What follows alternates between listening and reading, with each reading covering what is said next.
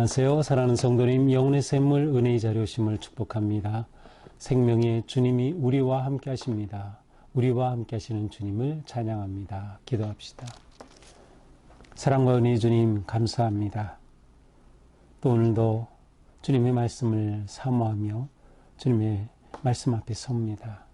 이 시간도 성령님, 우리의 마음을 열어주시고 우리의 생각을 열어주시고 우리의 눈을 열어주셔서 생명의 말씀, 주님의 음성 깨닫고 듣게 하여 주옵소서.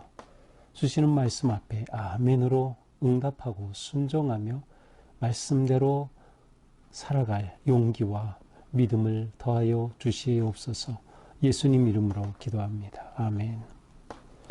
네, 오늘부터 우리가 아모스서를 보게 되는데요. 오늘 말씀은 아모스 1장 1절부터 2장 3절까지입니다. 우리 구약성경 아모스입니다. 유다왕 우시아 시대 곧 이스라엘 왕 요아스의 아들 여로보암의 시대 지진 전 2년에 드고와 목자 중 아모스가 이스라엘에 대하여 이상으로 받은 말씀이라. 그가 이르되 여호와께서 시온에서부터 부르짖으시며 예루살렘에서부터 소리를 내시리니 목자의 초장이 마르고 갈멜산 꼭대기가 마르리로다. 여호와께서 이와 같이 말씀하시되 담의 세계의 서너 가지 죄로 말미암아 내가 그 벌을 돌이키지 아니하리니 이는 그들이 철 타작기로 타작하듯 길르앗을 압박하였습니다. 내가 하사엘의 집에 불을 보내리니 벤하닷의 궁궐들을 사르리라. 내가 다메섹의 빗장을 꺾으며 아웬 골짜기에서 그 주민들을 끊으며 벳 에덴에서 규 잡은 자를 끊으리니 아람 백성이 사로잡혀 기르에 이르리라. 여호와께서 말씀하셨느니라. 여호와께서 이와 같이 말씀하시되 가사의 서너 가지 죄로 말미암아 내가 그 벌을 돌이키지 아니하리니 이는 그들이 모든 사로잡은 자를 끌어 에돔에 넘겼습니다. 내가 가사 성에 불을 보내리니 그 궁궐들을 사르리라. 내가 또 아스돗에서 그 주민들과 아스글론에서 규를 잡은 자를 끊고 또 손을 돌이켜 에그론을 치리니 블레셋에 남아있는 자가 멸망하리라. 주 여호와께서 말씀하셨느니라. 여호와께서 이와 같이 말씀하시되 두로의 서너 가지 죄로 말미암아 내가 그 벌을 돌이키지 아니하리니 이는 그들이 그 형제의 계약을 기억하지 아니하고 모든 사로잡은 자를 에돔에 넘겼습니다. 내가 두로 성에 불을 보내리니 그 궁궐들을 사르리라. 여호와께서 이와 같이 말씀하시되 에돔의 서너 가지 죄로 말미암아 내가 그 벌을 돌이키지 아니하리니 이는 그가 칼로 그의 형제를 쫓아가며 긍휼을 버리며 항상 맹렬히 화를 내며 분을 끝없이 품었습니다. 내가 대만에 불을 보내리니 보스라의 궁궐들을 사르리라. 여호와께서 이와 같이 말씀하시되 암몬 자손의 서너 가지 죄로 말미암아 내가 그 벌을 돌이키지 아니하리니 이는 그들이 자기 지경을 넓히고자 하여 길앗의 아이벤 여인의 배를 갈랐습니다. 내가 라빠 성에 불을 놓아 그 궁궐들을 사르되 전쟁의 날의 외침과 회오리 바람의 날의 폭풍으로 할 것이며 그들의 왕은 그 지도자들과 함께 사로잡혀 가리라. 여호와께서 말씀하셨느니라. 여호와께서 이와 같이 말씀하시되 모압의 서너 가지 죄로 말미암아 내가 그 벌을 돌이키지 아니하리니 이는 그가 에돔 왕의 뼈를 불살라 죄를 만들었습니다. 내가 모압에 불을 보내리니 그리옷 궁궐들을 사르리라. 모압이 요란함과 외침과 나팔 소리 중에서 죽을 것이라. 내가 그 중에서 재판장을 멸하며 지도자들을 그와 함께 죽이리라. 여호와께서 말씀하시니라. 아멘. 자, 아모스는 어떤가요? 굉장히 좀 친숙한가요? 아니면 좀 낯선가요? 예, 저는 개인적으로 아모스서는 굉장히 저하고 좀 친숙한 그러한 책입니다. 예, 제가 대학교에 들어갔을 때 아직 아모스에게 매료되었었기 때문인데요. 자, 아모스는 호세와 함께 북이스라엘에서 예언 활동을 하였던 선지자입니다. 물론 이제 호세아는 좀 더 거의 북이스라엘 집중하였다면 아모스는 이제 남쪽 유다에 대해서도 예언을 하긴 했습니다. 그래서 둘 다 이제 북이스라엘을 대상으로 활동했던 그러한 예언자들인데요. 아모스서는 어떻게 보면 이 성경책에 숨겨져 있는 고성능 폭발물과 같은 그런 책이에요. 호세아서는 하나님의 백성들의 어떤 종교적인 그러한 타락과 배반의 문제를 다룬다고 하면 아모스서는 사회적인 불의와 악함을 다루는 그러한 책이라고 볼 수 있어요. 사회적 부패를 다루는 것이죠. 그래서 특별히 이 아모스서의 초점은 상류층에 집중되어 있는 것을 볼 수 있습니다. 아모스는 아주 짧은 기간 예언했던 것으로 보입니다. 호세아는 굉장히 긴 기간이었는데요. 아모스는 대략 한 2년 정도로 추정하고 있습니다. 아모스는 이제 1장 1절부터 우리가 보면 알 수 있겠지만 남유다 베들레헴에서 약 16km 떨어지는 드고와 고온에서 목축업과 그 다음에 농사를 함께 짓던, 여기서는 이제 그 뽕나무 재배하던 자로 이렇게 나와 있지만 사실은 이제 뽕나무라기보다는 돌무화과로 보는 것이 좋을 것 같아요.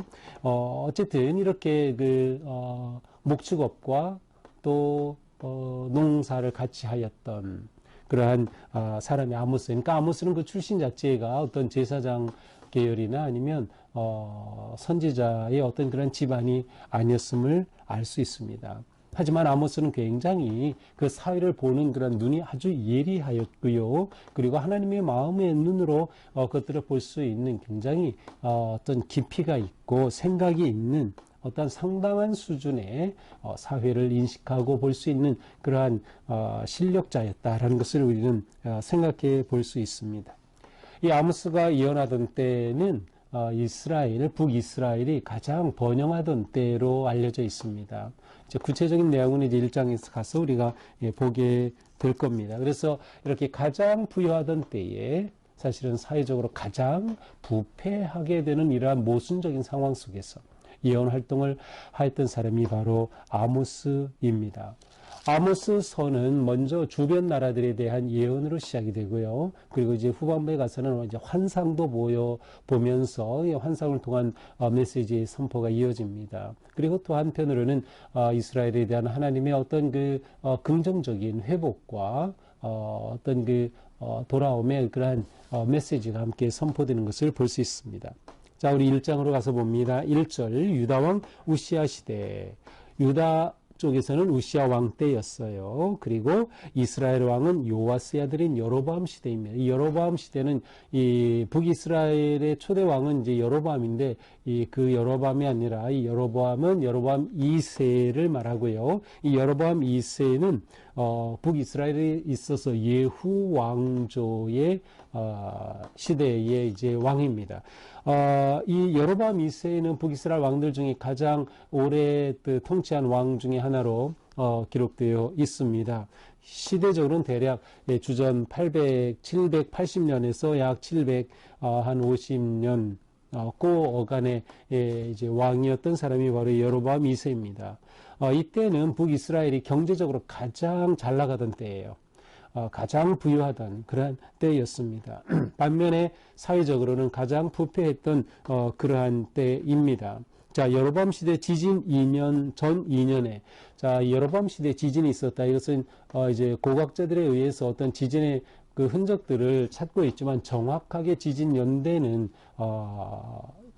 측정하지는 못하고 있습니다. 현재까지는. 그래서 어쨌든 이 지진 있기 전 2년에 드고와 목자였던 아모스가 하나님께서 주신 그러한 이스라엘에 대한 이상을 받고, 이상이라는 것은 환상 혹은 계시라는 것이에요. 그것을 받은 말씀이 이제 기록된 것입니다. 자, 아모스의 또한 특이한 점 가운데 하나는 아모스 이전에도 여러 예언자들이 많이 있었죠.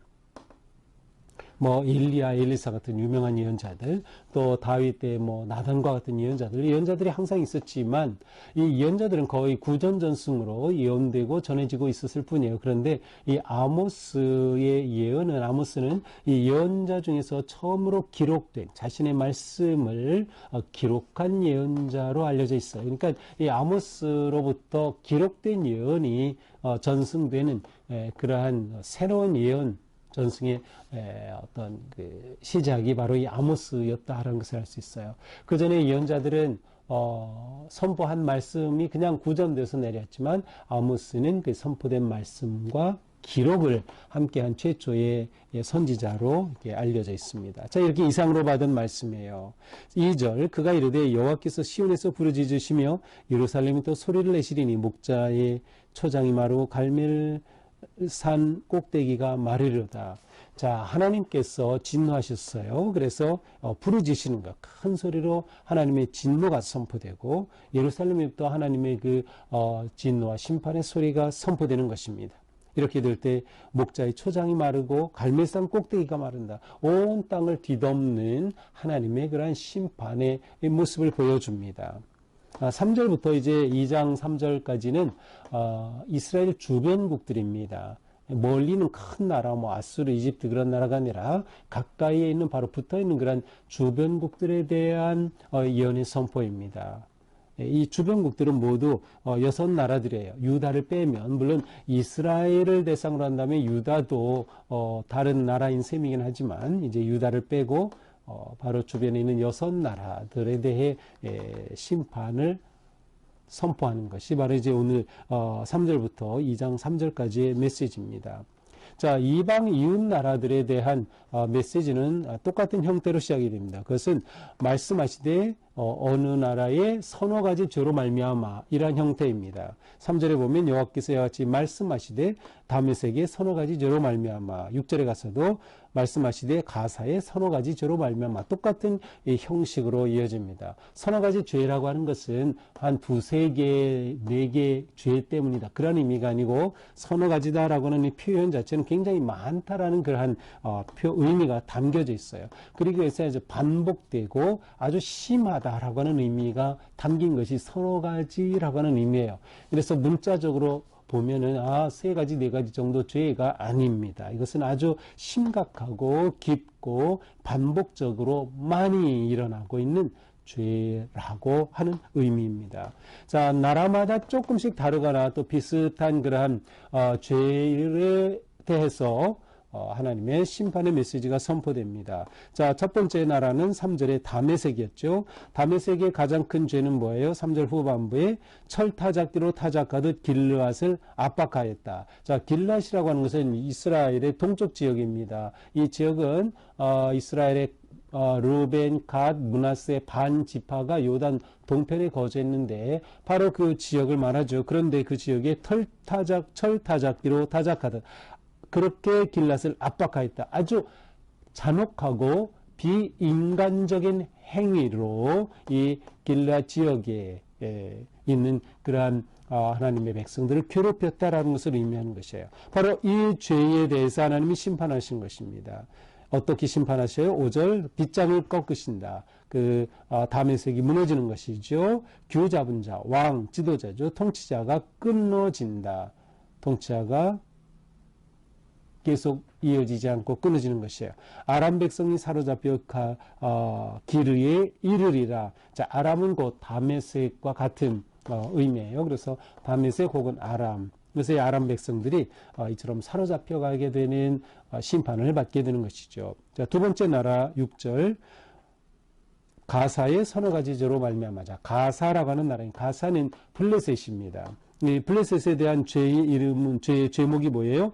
그들이 모든 사로잡은 자를 끌어 에돔에 넘겼다.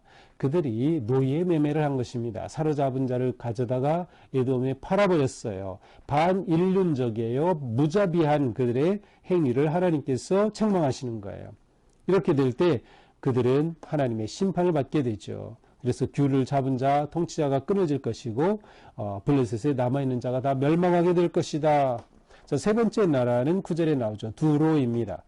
말씀하시되 두로의 서너 가지 죄로 말미암아. 자, 이 두로라고 하는 나라는 해상무역으로 아주 강력한 그런 나라이기도 했어요. 부가 굉장히 부를 많이 쌓았던 그런 나라이기도 하죠. 그런데 이 나라의 죄가 무엇이에요? 9절에 보니까 형제의 계약을 기억하지 아니하고 사로잡은 자를 에돔에 넘겼다. 자, 사로잡은 자를 노예로 팔아 넘겼다는 것은 앞에서 보았던 가사고 블레셋과 같은 죄목이죠. 그런데 여기에 또 무엇이 있어요? 형제의 계약을 기억하지 않은 거예요. 계약을 파기한 거예요. 무슨 계약일까요? 나라 간의 평화조약. 깨뜨린 거죠. 자기가 더 넓은 지역을 차지하고 자기가 더 많은 부를 차지하기 위해서 나라 간의 계약을, 평화조약을 깨뜨리고 서로가 평화롭게 공존해야 될 세계를 흔들어 놓은 것이에요. 따라서 하나님께서는 두로의 불을 보내요. 궁궐들을 불사르시겠다. 자, 네 번째는 무엇입니까? 11절 에돔입니다. 여호와께서 이와 같이 에돔 말씀하시되 에돔의 서너 가지 죄로 말미암아. 자, 에돔의 죄는 무엇일까요? 그가 칼로 형제를 쫓아가며 궁리를 벌이고, 사실은 에돔은 그 이스라엘과 형제지간이죠. 야곱과 에서의 그 혈통을 이은 야곱의 이스라엘과 에서의 에돔이에요. 그런데 바로 이 에돔이 형제를 쫓아내는 거예요. 긍휼을 벌이는 거예요. 무자비한 것이죠. 사랑이 없이 대하는 것이에요. 전쟁에 패한 자들에게 대해 무자비하게 대하는 그들을 말하는 것입니다. 그들은 항상 화를 내고 분을 끝없이 이들이 굉장히 포악하게 행동하는 것이죠. 나라가 이와 같이 포악한 것에 대해 하나님이 심판하셔요. 어떻게? 12절 대만에 불을 보낸다. 불로 심판하신다. 대만은 에돔의 최남단 지역 보스라의 궁궐들을 사르리라. 보스라는 바로 이 에돔의 최북단 지역, 그러니까 에돔의 전체가 하나님의 심판 아래 이를 것이다 라는 거예요. 자, 다음 5번째 13절이죠. 암몬 자손의 서너 가지 죄로 말미암아. 자, 암몬의 죄는 무엇입니까? 자기 지경을 넓히고자 하여 길르앗의 아이벤 여인의 배를 갈랐습니다. 자기의 땅을 넓히고자 이스라엘의 영토를 침범하면서 어떻게 돼요? 아이벤 여인의 배를 갈랐으니까 너무나도 있을 수 없는 그러한 반인륜적 처사가 일어난 것이에요. 이렇게 잔인한 것이에요. 자기의 땅을 차지하려고 이스라엘을 침범하고 이렇게 여인들을 참혹하게 죽이는 이 암몬에 대해서 하나님께서는 심판하십니다. 어떻게 심판하셔요? 14절 성에 불을 하나님이 보내셔서 궁궐들을 다 불사르실 것이다. 해오리 바람에 폭풍처럼 다 사라지고 말 것이다. 또한 왕과 지도자들 사로잡혀 갈 것이다. 나라가 망하는 것이죠. 자, 6번째 나라는 2장 1절입니다. 모압의 서너 가지 죄로 말미암아. 자, 모압의 죄는 무엇입니까? 에돔 왕의 뼈를 불살라 죄를 만들었다. 자, 상대방의 왕을 잡아다가 전쟁에서 그 뼈를, 적대국의 왕의 뼈를 완전히 불살라 죄로 만들었어요. 이것은 최고의 모독, 최고의 모욕을 말하는 거예요. 이들의 잔인함을 말하는 것이죠. 이렇게 인간 존엄성을 말살하는 것이에요. 바로 이것에 대해 하나님이 심판하신 거죠. 모압에 불을 내린다. 궁궐들을 사를 것이다. 나팔 소리 중에 그들이 죽을 것이다. 결국 그들이 심판받아 멸망할 것이며 재판장과 높은 모든 지도자들 역시 하나님께서 하나님의 심판에서 벗어나지 못할 것이다. 자, 이것이 오늘의 메시지입니다. 자, 이방의 여러 주변에 있는 그러한 6 나라들에 대한 구체적인 심판의 메시지죠. 자, 오늘 말씀을 통해 열방을 심판하시는 하나님을 볼 수 있어요. 이것을 통해 우리는 무엇을 봅니까? 그렇구나. 하나님은 온 세상의 열방의 통치자이시다. 하나님이 진정한 왕이신다. 온 나라의 진정한 왕이시다라는 것을 보여주시는 거예요. 하나님께서 이스라엘만이 아니라 유다만이 아니라 온 나라를 다스리신다. 또한 하나님께서는 그 나라들이 평화롭고 정의롭기를 원하신다는 것을 알 수 있어요. 비록 이방 나라라 하더라도 그 나라는 하나님의 통치하신 가운데 정의로운 나라, 평화로운 나라가 될 것을 하나님이 기대하신다는 거죠. 하나님은 선하시고 의로우신 하나님이시기 때문이에요. 더 나아가 우리는 우리의 삶에 대해서 하나님의 주권을 인정해야 한다. 나라의 통치뿐만 아니라 하나님은 우리 개인의 삶의 왕이시다는 것을 우리가 인정해야 돼요. 그래서 우리는 하나님의 주권과 다스리심 앞에 순종하고 겸손해야 한다. 그것이 하나님 은혜 안에 살아갈 수 있는 길이 되는 것이죠. 또한 우리는 하나님의 말씀의 권위를 인정해야 한다. 하나님께서 우리에게 주시는 말씀이 얼마나 귀하고 그 말씀의 권위가 있는지 우리가 인정하면서 그 말씀 따라 순종하는 삶. 하나님께서 이 나라들을 심판하신 것이 우상이나 이 어떤 그 미신을 섬기는 그런 것들이 아닌 종교적인 것이 아니라 사회적이고 정의와 관계된 인권과 관계된 것들임을 볼 수 있어요. 이것이 이 아모스서의 아주 독특한 점입니다. 국가마다 정의로운 국가가 세워지는 것. 그렇다면 우리 개인의 삶에서도 오늘 하루 정의롭고 또 평화로운 삶을 살아야 하겠죠. 늘 하나님의 뜻에 순종하며 하나님 앞에 바르고 신실하게 승리하는 우리 모두가 되기를 축복합니다. 기도합시다. 주님 감사합니다. 우리의 삶이 주님의 다스리심 안에 있게 하옵소서. 우리의 삶이 주님의 말씀에 순종하게 하옵소서. 우리가 오직 주님 앞에 우리의 삶을 드리며 헌신하며 겸손하게 이 땅에 하나님의 사랑과 은혜를 선포하고 진정한 평화의 삶, 평화의 나라와 사회를 이루어가는 저희가 되게 하여 주옵소서. 예수님 이름으로 기도합니다. 아멘. 네, 오늘도 주님의 은혜로 우리의 삶이 더욱 건강하고 또 평화롭고 정의로운 하루가 되기를 축복합니다. 사랑합니다.